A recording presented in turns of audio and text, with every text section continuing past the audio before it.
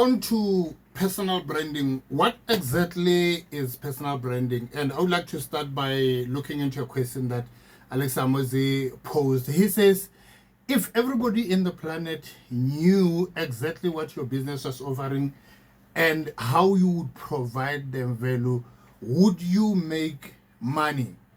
It's a no-brainer. It's a very simple question. You would make a lot of money because why?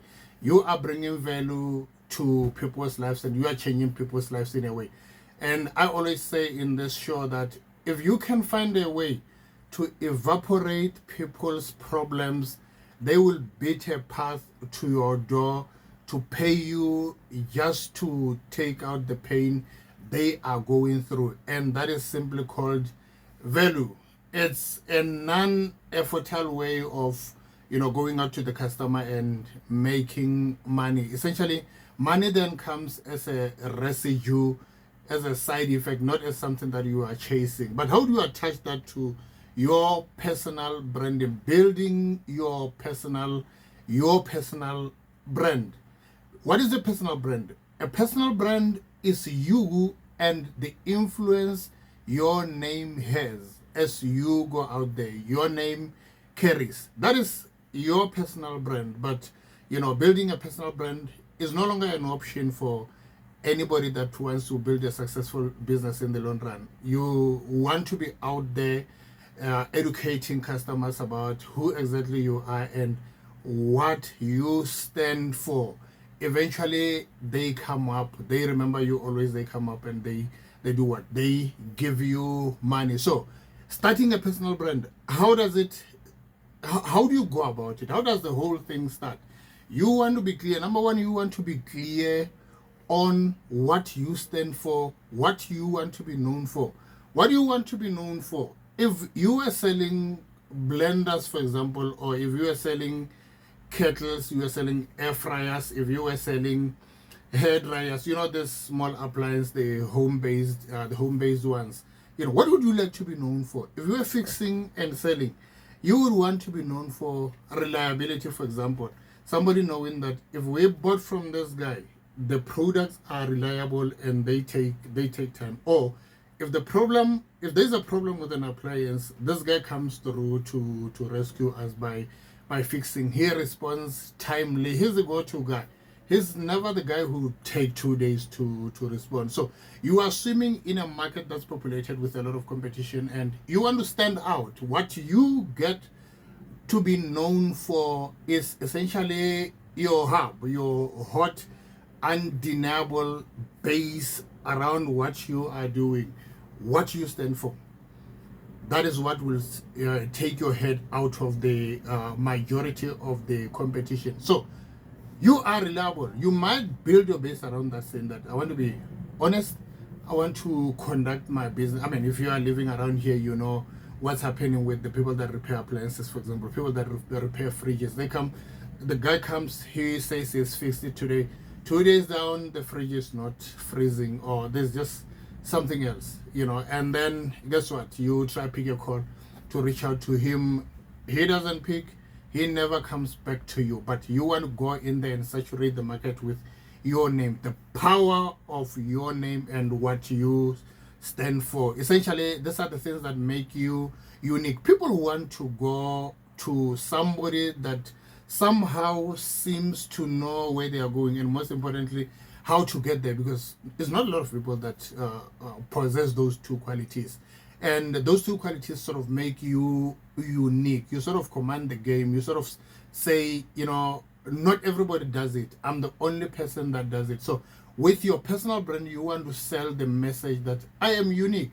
It's only me. You can bet on me. You can rely on me. So you've got a brand. You are the brand that gets up every day to educate customers about who you are and what you are doing. So you are essentially educating customers around your products and your services. But it's not like every day in your every blog you get up, I'm selling. No, you have your conversation with your customers.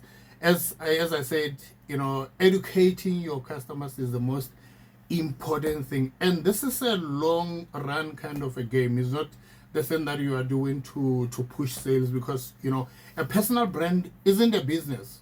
It's a route to a business. It's a traffic source.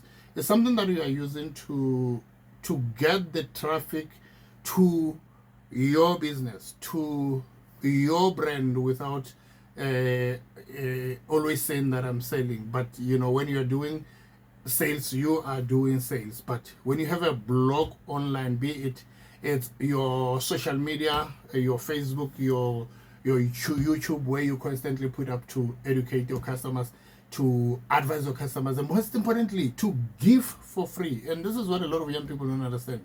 You want to give for free. You want to be a brand that gives out for free. Study all the big personal brands. I mean, I'm talking about human beings. Study what they do. One of the things they do the best and most efficiently and most frequently is they give out a lot. They could give out a lot of information. They could be educating people about how every new product that comes out, the person gives out information about how this product works. And that's a key part of their dominance, a key part of their conversation. So if there's anything that I can walk away from this, what can it be? Obviously from setting up on social, it could be, you've got two options. You can do a website for your brand, and try to drive the traffic to that source, to the website where people can get all the information. Especially you want to have it as a conversion source. That means people go there to get information, they go there to purchase. It's a point of sale where they get there, they look at the product, and they say, because we know this brand, we know this person. Remember, we always say in this channel that there is only 3 reasons why people buy from you, and it's because they know you, they like you, and they trust you. When they do, a sale is not negotiable. They are going to buy directly. They're going to click the buy button at your website. So you've got your website and you've got your social media. Depending on exactly what it is you are profiling yourself around, sometimes you might have to make a decision between, for example, TikTok and Instagram. You might not always have to go through for all of them. Some personal brands they would go for TikTok. Some would go for Facebook and TikTok and YouTube only. So the biggest lesson is you are delivering on the promises over a long period of time to a bigger group of people. The audience you have identified, you want to touch the lives of this audience with the solutions that you are offering over a long period of time, so that eventually when they know you, they like you, they trust you, buying doesn't become a gruesome effort. It just falls on easily. So in conclusion, I would say that a personal brand happens over conversation. What is conversation? Conversation is a frame. So essentially you want to create a frame, a context under which engagement is happening, a context under which a conversation is happening. And the platforms, social media platforms, provide that context for you to engage with this audience, which you build up slowly, and eventually you turn up into a massive personal brand. But you're still the personal brand.